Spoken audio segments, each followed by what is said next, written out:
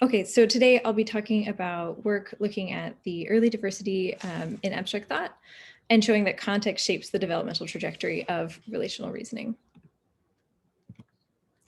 So first, I'll begin by giving a short history of the relational shift account of early abstract thought. So let's start with an example visual analogy. And I would like some audience participation here. So this thing on the left is to the thing on the right, as this is to what? Can somebody give me the answer?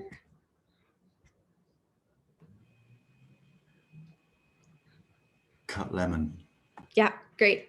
So the slice of bread relates to the loaf of bread in the same way that the slice of lemon relates to the lemon. This is the sort of thing that human adults are really good at, but children not so much. So for 4-year-olds, there's roughly a 3-way tie here between all of the yellow options, even when they're presented in black and white. And 5-year-olds mostly select the correct answer, but many of them also select the correct object with the wrong transformation. So that would be the squeezed lemon in this case. And that suggests that they're not fully understanding the transformational logic of the analogy that's set up in this example. So findings like this have led to a proposal by Ratterman and Gentner that's been elaborated quite a bit since then, which is the relational shift view. So I'll first summarize the empirical work here by saying that kids are not great at relations in the way that adults tend to be. And so based on this finding, Ratterman and Gentner have argued for the relational shift, which is specifically this view that relational similarity is something that must be learned. Children have to learn that transformation is what makes these scenarios similar. And this learning requires effortful comparison and alignment across lots of examples before kids are really able to get traction on sort of hard relational problems like this. So if you're thinking about how kids are coming to their understanding of kinds and categories in the world, you might imagine that when they see something like this, they start off by thinking about these objects in terms of the properties of the objects, like the color blue and the shape square. And it's only with time and experience that they come to appreciate that these objects are the same in a more abstract sense. And keep in mind that same, in this case, as in many others, requires children to abstract over the fact that these are blue and square. What's important is that they have the same value in both that color and shape dimension, not anything to do with the fact that they're actually literally blue and square. So there's been some recent challenges to this view. First is that infants can discriminate same different relations. So in a study by Hockman, Carey, and Mailer, children are able at 7 months old to learn to anticipate a fun target that pops up on either the left or the right side of the screen after seeing matching shapes. So when they see the 2 blue circles in a row, they learn to look right for the fun target. After they've seen 2 mismatched shapes, they would look left for the fun target. And kids are able to learn this rule and predict where to look in order to find this exciting picture. So the fact that they're able to learn same in this context is a little bit problematic for this gradual shift view, but it's quite possible that what's happening is children are able to relatively quickly do the alignment and comparison that's needed for this more simplistic version of relational reasoning. And so it could be that the relational shift has already occurred at this stage of development for 7-month-olds in this type of paradigm, but it might take longer in different domains and with different sorts of paradigms, right? So in the transformational case, it might take quite a bit longer because there are more abstract relations that the kids have to learn. So another finding that's problematic for the more traditional version of the relational shift is the finding that toddlers are good at relations and then get worse in the same paradigm. So this suggests a U-shaped learning curve rather than sort of an increasing linear trajectory over time. And that's especially bizarre. That's just not very common in development. I'll show you what the task looks like. So in this task by Walker et al., children see 2 L shapes that make a machine play music, 2 different shapes that don't, a new same pair, these 2 orange pluses that make the machine play, and then a novel different pair that doesn't. So their goal in this task is to abstract that the same objects are what's causing the machine to play music rather than green objects or orange objects or L shapes or pluses. And at 18 months old, kids can do this and select the novel exemplar here, the one on the left, which is the same pair they haven't seen before. In exactly the same paradigm, they return to chance between 3 and 4 years old. So while the younger children seem to be able to do this sort of relational abstraction, for some reason or another, they do not perform well in this task once they hit about 3 years old. So this is more problematic for the more traditional version of the relational shift account, in that there's nothing in this account that predicts reasoning should get worse, particularly in the same paradigm over time, as kids presumably have more and more experience with the world that should help them solve this task. So one solution that's been proposed is the paradox of relational development.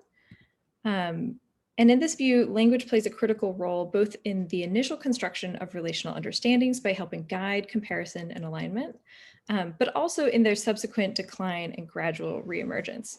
So Hoyos and colleagues call this the paradox of relational development because the idea is that language is both helping and hurting the sort of initial ability to perform relational reasoning.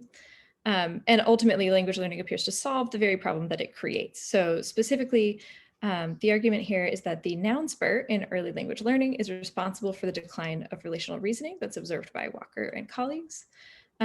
So the prolific noun spurt that toddlers do directs them to focus on information that's relevant for noun learning, generally in the form of object properties like shape and material. And by entertaining information about object properties is generally relevant for reasoning, you might see that children lose track of more relational information that they might be focusing on otherwise.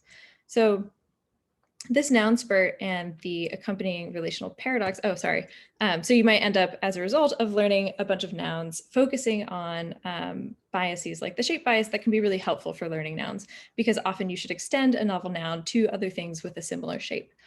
So that's a very rational way to deal with a language that emphasizes a lot of noun lexical categories early on, and should lead you to focus on things like square and blue as object properties rather than more relational information.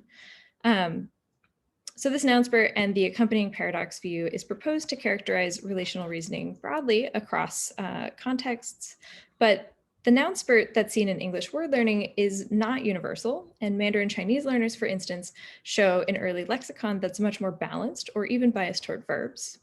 Verbs, unlike nouns, more often pick out dynamic and relational meanings. So for example, while most ducks look something like the duck here, eating events can be much more variable. So they don't always involve carrots, they don't always look like this.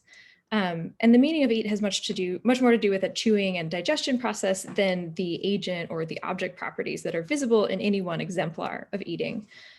So the more relational meanings that are picked out by verbs could help to direct children's attention to relational structure, including cases like same.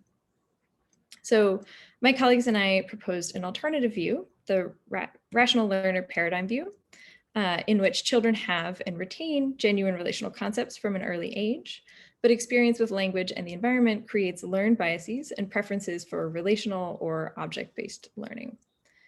So while the relational shift predicts a single trajectory for relational reasoning across languages, this paradigm account predicts that relational reasoning may vary as much as the context in which it occurs.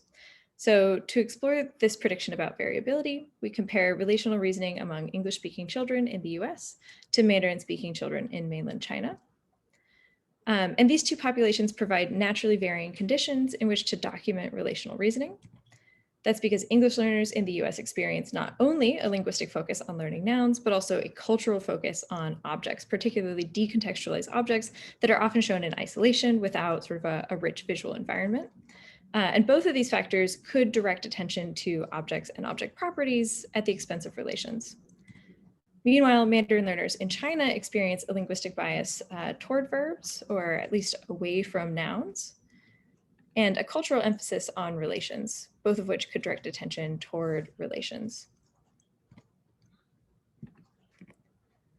So in this task, we use the same paradigm as Walker and colleagues. Children see two objects that make a machine play music.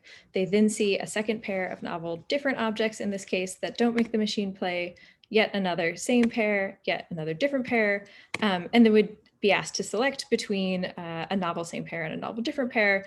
They should pick the left instance. In this case, we also have a different condition where the information is flipped. And this should lead them to pick the novel different pair rather than the novel same pair. Both of these are conditions run between subjects. And I'm going to show you what the task looks now. So I'm going to play this through my speakers.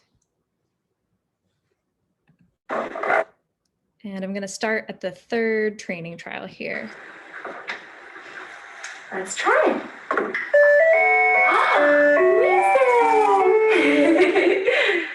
Let's try that again.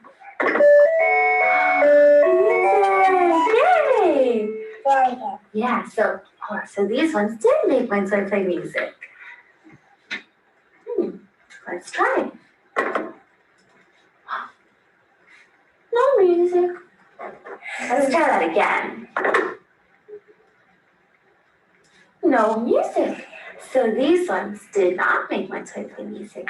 So Benjamin, now that you know how my toy works, I need your help finding out which things make my toy play music. I have two choices for you. I have these and I have these. Only one of these trays has the things that will make my toy play music. This one? Do you want to try it? Do you want to try putting on my toy?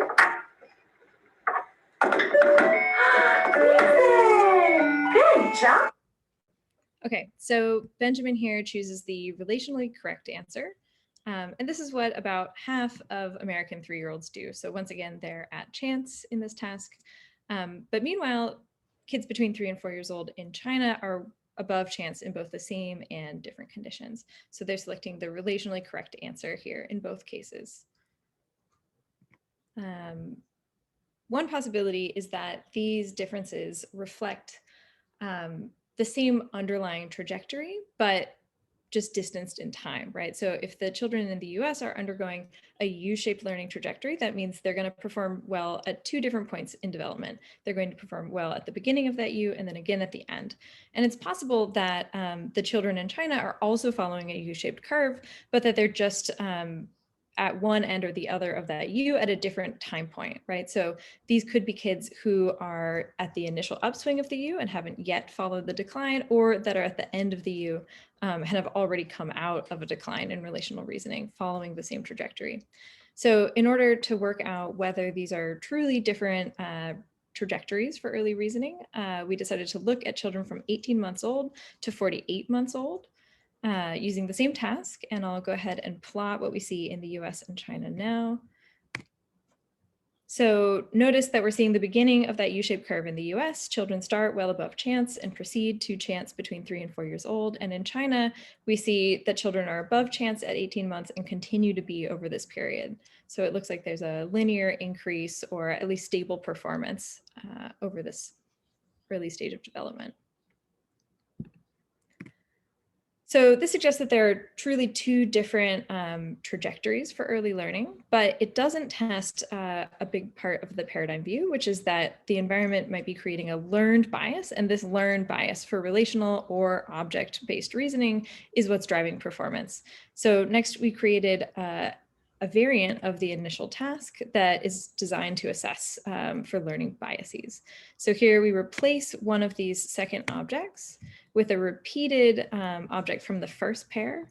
And this creates an ambiguous condition in which it could be the blue square that's causing the machine to play music, or it could be the different relation.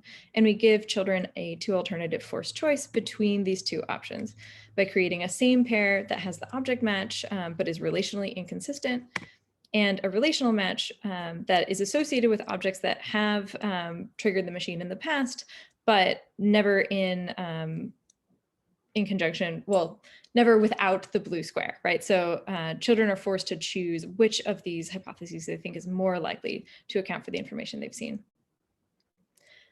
And what we see is indeed what we would predict, that the children in the US prefer the object match and the children in China prefer the relational match between 3 and 4 years of age. So This work suggests that the relational shift may be a learned bias in the US rather than a typical waypoint along a universal developmental trajectory. And it also shows that there are naturally occurring population level differences in relational focus that appear early in development and predict qualitative differences in the trajectory of relational reasoning. So ongoing work is looking at whether there are sort of two trajectories through this space, or if early relational reasoning varies as much as cultural and linguistic factors might cause it to. So I'm collaborating with undergrads and masters and also some PhD students across the UK, Italy, Germany, Hungary, Mexico, India, and South Korea to look at how 3-year-olds do in the same sort of relational match to sample setup as a way of diagnosing how much of this sort of